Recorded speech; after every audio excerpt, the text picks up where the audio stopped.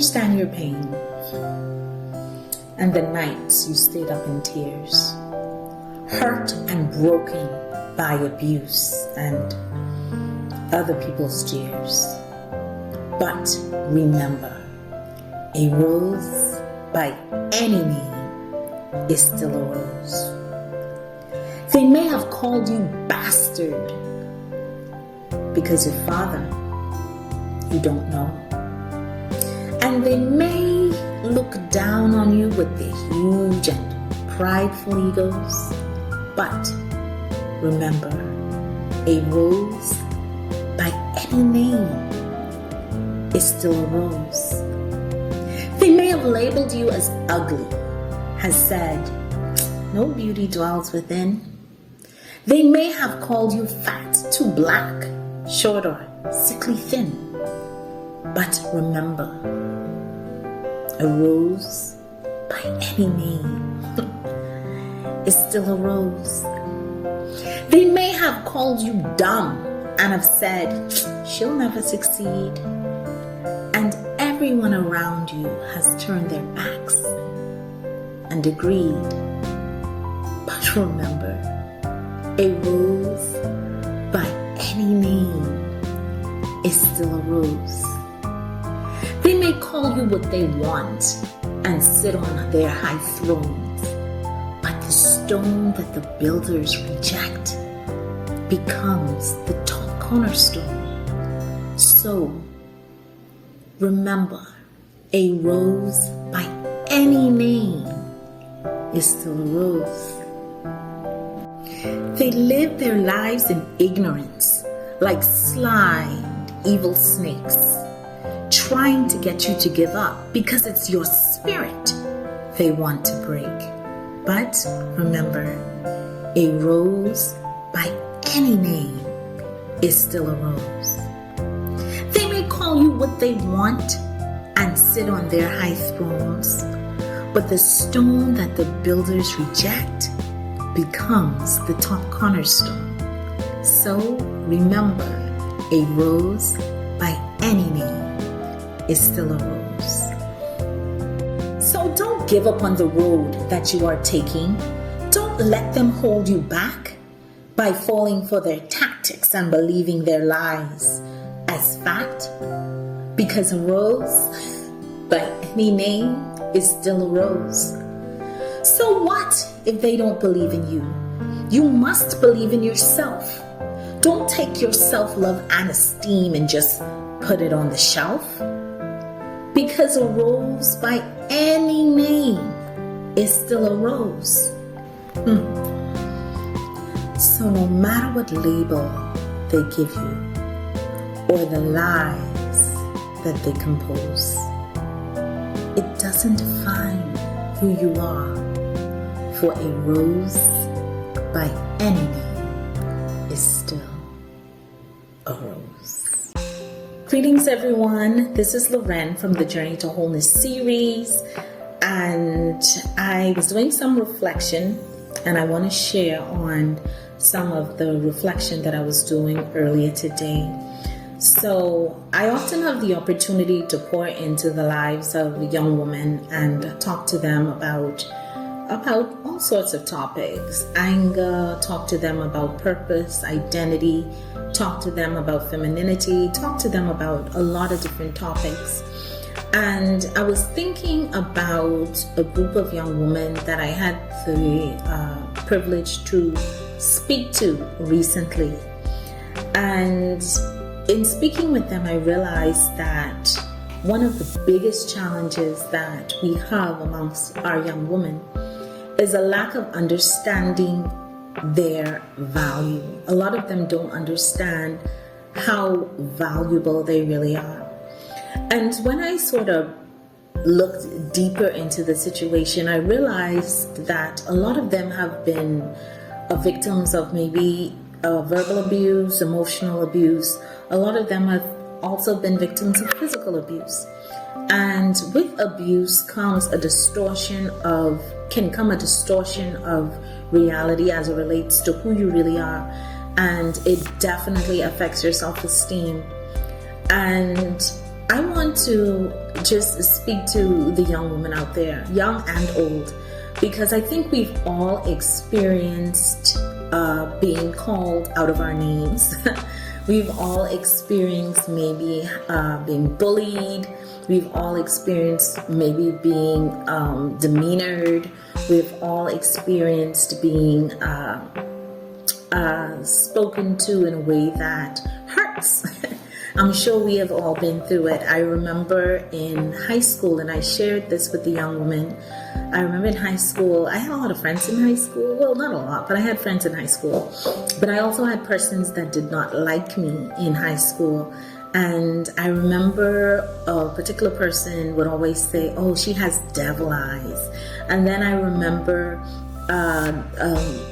a few other persons would say, "Oh, she's so skinny, and she looks like a lollipop because of her head and her skinny body." And I always tried to change the narrative, and I would say, "Well, at least I'm sweet, you know."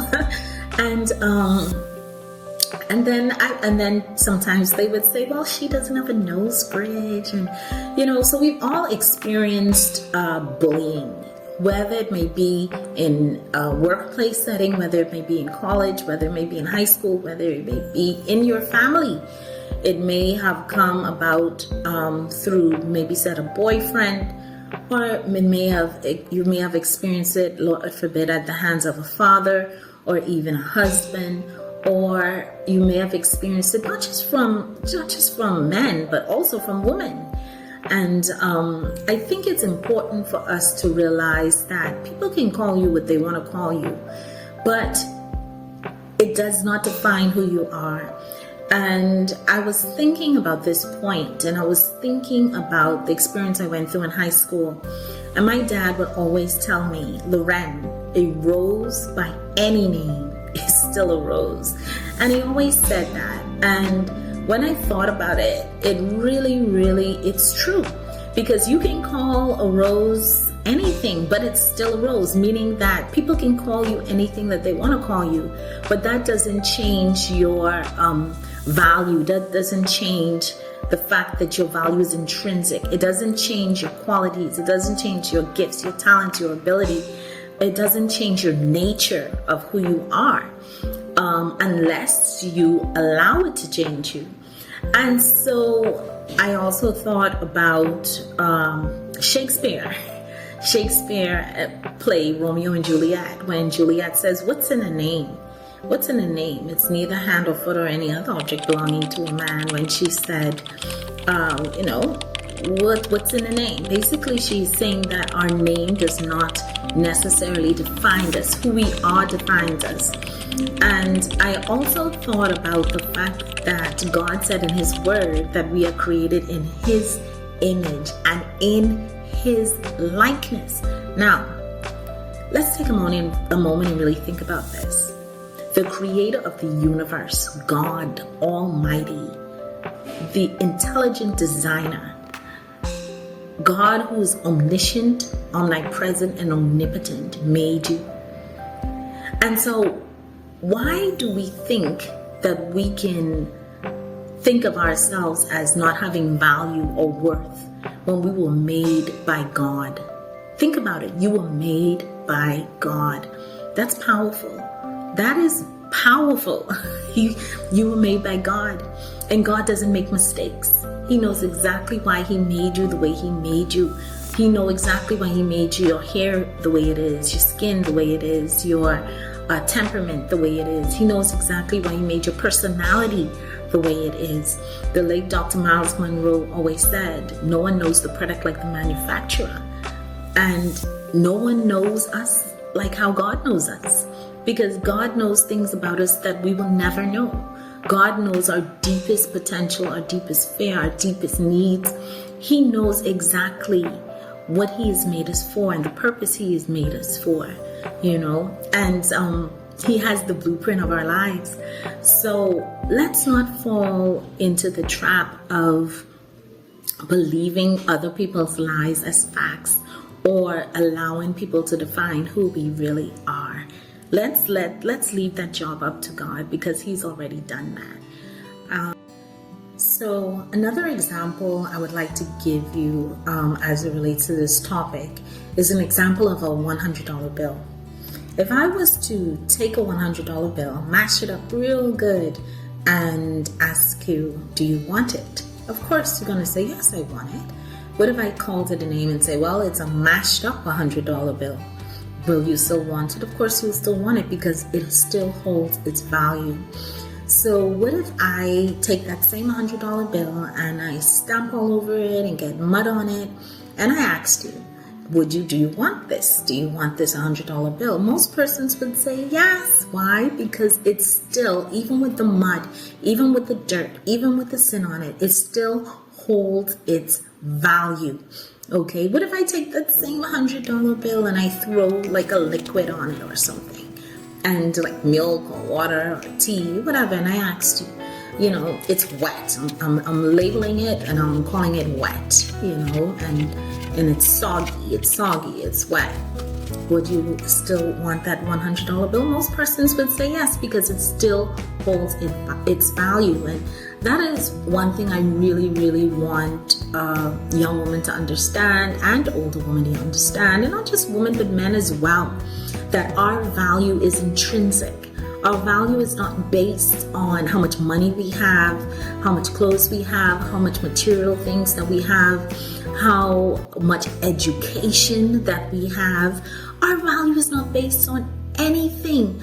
There's no amount of money, no amount of clothes, no amount of gold, no amount of diamonds that can actually dictate our value. Why? Because we were created in the image and likeness of God, and we were created by the ultimate creator. God did not have to make us, but He did, and He cannot make mistakes. So I want to encourage all of you today to really know your value, and particularly young women, just really, really, really just know your value. And the only way to know your value is to seek the heart of God. That's the only way to know. No one knows the product like the manufacturer. So if you want to learn more about yourself, I would say learn more about God. So that is my encouragement for you today, and have a wonderful week, and know that a rose by any means